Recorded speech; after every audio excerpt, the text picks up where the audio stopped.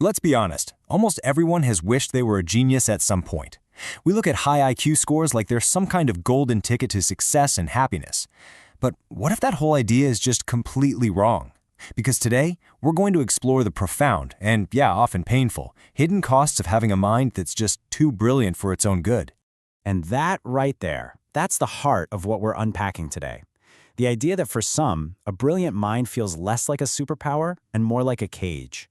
We're going to uncover the very real scientific and psychological reasons why having a high IQ can be such a heavy burden to carry. So here's how we're going to break this all down. First, we'll step into the genius's prison to really get a grip on its paradox. Then, we'll look at why a gifted mind can feel so out of sync with the rest of the world. After that, we'll dive deep into the kind of alarming science behind the hyperbrain, hyperbody. And to wrap it all up, we'll face the tortured genius dilemma. All right, let's start with the core concept that actually creates this prison. It starts way earlier than you'd think, and it's a paradox that's literally built into the way a gifted person develops. Okay, the key term you need to know is right here, asynchronous development. I mean, it literally means out of time, which is just the perfect way to describe it. Think about it. For a gifted kid, their brain's ability to grasp these huge, complex ideas can shoot forward like a rocket. But their emotional maturity, their social skills, they're lagging behind, just developing at a normal pace. This isn't some rare fluke. This is a hallmark of giftedness. And this right here just nails the whole problem. Can you imagine a kid who can actually wrap their head around existential questions about life and death, but still only has the emotional toolkit of a 6-year-old to process it all? This crazy internal mismatch creates this constant tension and confusion, and it really sets the stage for a lifetime of feeling fundamentally different from everyone else. So, okay, that's the internal battle. But how does this chaos spill out into the real world? This asynchrony isn't just some abstract feeling. It has a devastating, real-world impact on a gifted person's ability to just connect with other people. You see, this gap creates this impossible social vacuum. Kids their own age think they're weird or too smart, but then the older kids, who might be their intellectual equals, just see them as physically and emotionally too small. They're trapped between these two worlds and they don't belong in either, and that leads to this profound sense of isolation. Then you add in this massive burden of expectation from parents, teachers, everyone, where every single IQ point demands a result.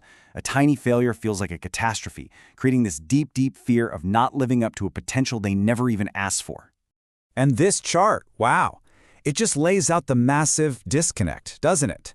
On the inside, a gifted child might be thinking about the very nature of the universe, but on the outside, they're supposed to be navigating the super simple social rules of a playground. They might have the mind of a preteen, but they still have the emotional needs of a really young kid. This constant switching between two realities is just exhausting, and it just reinforces that feeling of being a total outsider. Okay, get ready, because we're about to dive into the really technical, neurological core of all this. The challenges of a high IQ aren't just in your head. Oh no. There is a very real, measurable, and often damaging physical price to pay for having a supercharged brain. There's this theory called the hyperbrain, hyperbody theory, and it is a game changer for understanding this. It basically suggests that a high IQ brain is just wired differently. It's an overexcitable, hyperreactive central nervous system. And what that means is their brain and their body are on high alert all the time. In a way, their brain is just too fast, too sensitive for its own body. So what does this overexcitability actually feel like in the real world? Well, psychologically, it's that tendency to analyze every little thing to death. Sensually, it means a tiny annoyance that most people would just ignore, like a scratchy tag on a shirt, can actually trigger a full-blown chronic stress response. And emotionally, it means they feel everything so much more deeply, which makes them incredibly empathetic, sure, but also incredibly vulnerable. And the health consequences? They are absolutely staggering. A survey of over 3,700 Mensa members, people with an IQ of 130 or higher, found these incredible numbers. Just look at this data. Diagnosed mood disorders are nearly 3 times the national average. Anxiety disorders are double. But here's the kicker. It's not just in their heads. That hyperreactive nervous system puts their bodies in a constant state of low-level stress, which can lead to inflammation and a haywire immune system.